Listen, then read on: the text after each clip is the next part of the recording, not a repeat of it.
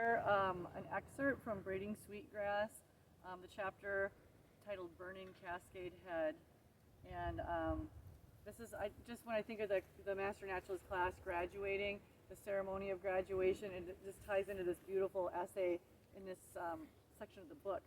So she's talking about the traditional ceremonies of welcoming the salmon.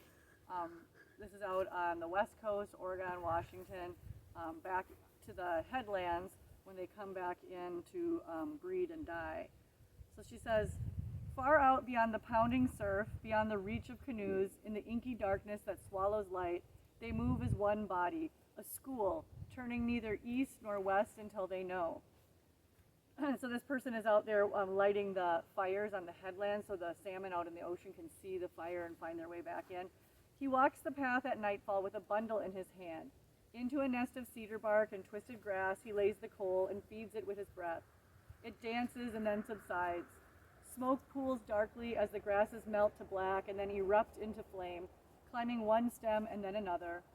All around the meadow others do the same, setting in the grass a crackling ring of fire that quickens and gathers, white smoke curling upward in the fading light, breathing into itself, panting across the slope until its convective gasp sets the night alight, a beacon to bring their brothers home.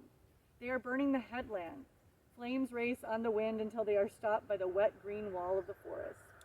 1,400 feet above the surf it blazes, a tower of fire, yellow, orange, and red, a massive flare. The burning prairie billows smoke, roiling white with undersides of salmon pink in the darkness. They mean for it to say, come, flesh of my flesh, my brothers, come back to the river where your lives began. We have made a welcome feast in your honor. Out at sea, beyond where the canoes can go, there is a pinprick of light on a pitch-black coast, a match in the darkness, flickering, beckoning below the white plume that drifts down the coast to mingle with the fog, a spark in the vastness. The time has come. As one body, they turn east toward the shore and the river of home. When they can smell the water of their natal stream, they pause in the journey and rest on the slackening tide. Above them all, on the headland, the sparkling tower of fire reflects on the water, kissing the reddened wave tops and glinting off silver scales. By sunrise, the headland is gray and white, as if dusted by an early snow. A cold drift of ash falls on the forest below, and the wind carries the tang of burnt grass. But no one notices, for they are all standing along the river singing a welcome, a song of praise as the food swims up the river, fin to fin. The nets stay on the shore, the spears still hang in the houses. The hook-jawed leaders are allowed to pass, to guide the others, and to carry the message to their upriver relatives that the people are grateful and full of respect. The fish course by the camp in great throngs, unmolested as they make their way upstream. Only after 4 days of fish have moved safely by is the first salmon taken by the most honored fisher and prepared with ritual care. It is carried to the feast in great ceremony on a cedar plank in a bed of ferns.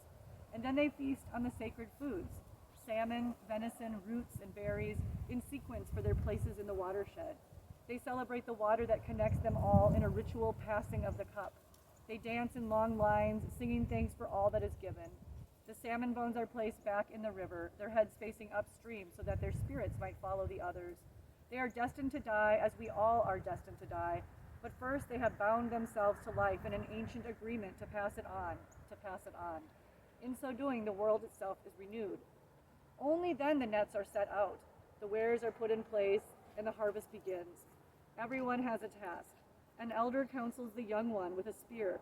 Take only what you need and let the rest go by, and the fish will last forever. When the drying racks are full with winter food, they simply stop fishing. And so, at the time of the dry grasses, the fall Chinook arrived in legendary numbers. And then they go on to talk about this practice of ceremony. The ceremony has power. Our collective good wishes really do feel the confidence and strength of young people about to leave home. So she's referring to a graduation ceremony, which most cultures practice across North America. The ceremony reminds them of where they come from and their responsibilities to the community that has supported them. We know how to carry out this rite for each other, and we do it well. But imagine standing by the river, I always cry on this part, flooded with those same feelings as the salmon march into the auditorium of their estuary. Rise in their honor, thank them for all the ways they have enriched our lives, sing to honor their hard work and accomplishments against all odds, tell them they are our hope for the future, encourage them to go off into the world to grow, and pray that they will come home. Then the feasting begins. Can we extend our bonds of celebration and support from our own species to the others who need us? Educational events like wildflower weekends and Christmas bird counts are all steps in the right direction, but they lack an active, reciprocal relationship with the more than human world. I'd just like to wrap up the graduations with that quote, because I think it's really beautiful to think about, and how ceremony, coming together, practicing together, sharing with other humans in nature, we can build such relationship, and it's just a powerful kind of practice that our species has been doing for thousands of years as we gather together to celebrate, all the seasons of this